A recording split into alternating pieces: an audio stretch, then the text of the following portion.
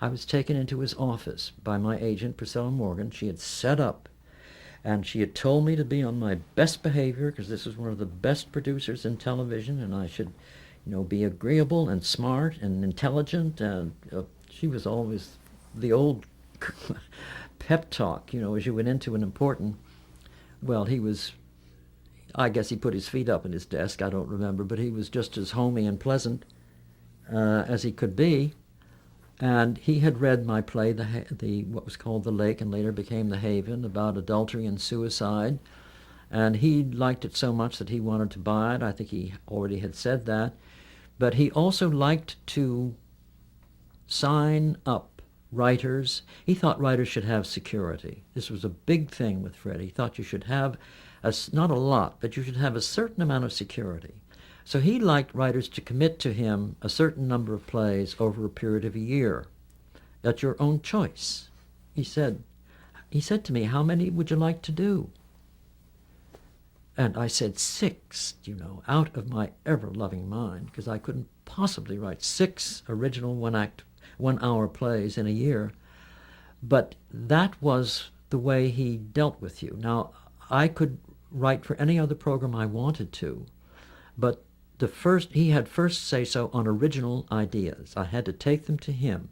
If he didn't want it, I could take it anywhere I wanted, Studio One, wherever. But he was big and with a very friendly face, but flashing eyes, and you knew that there was a devil of a spirit in this man. And I suppose they would say I'm always looking for a father. I don't know. I had liked the father I had. I've never had any idea that I was looking for another one. But I did always like authority figures. I'm a very strange person. I never rebelled against authority figures, not even in the army. I never did.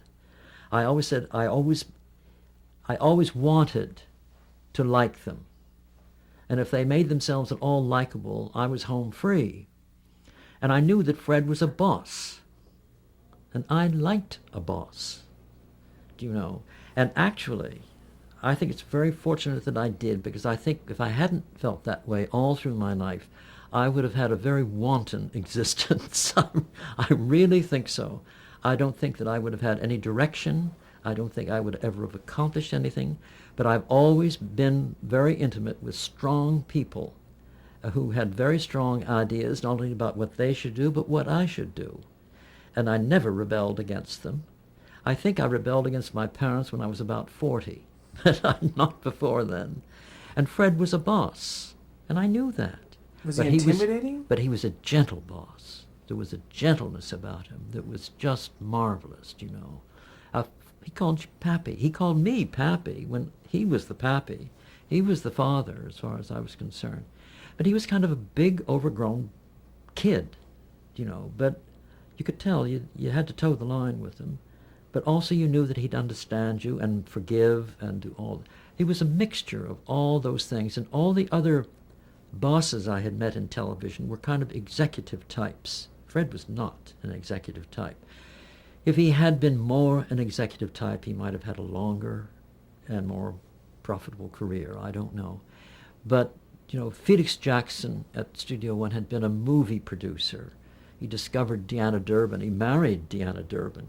And he was a Hollywood movie man, and I got along with him, but I didn't enjoy Felix Jackson, as nice and wonderful a man as he was. I don't want to say anything against him, but I felt at home with Fred in some way, and I think that all the writers felt that, because he loved writers more than anything else under the sun.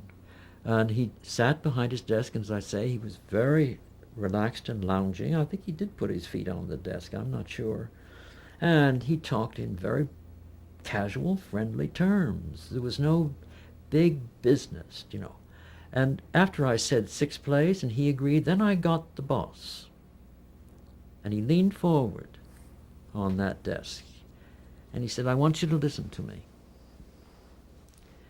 You can write down on paper A, B, C, D, E, F, G, H, whatever you want. But I warn you, I'm going to put it on the air." Well, with an injunction like that, you're going to do your damnedest. You're going to do your very, very best.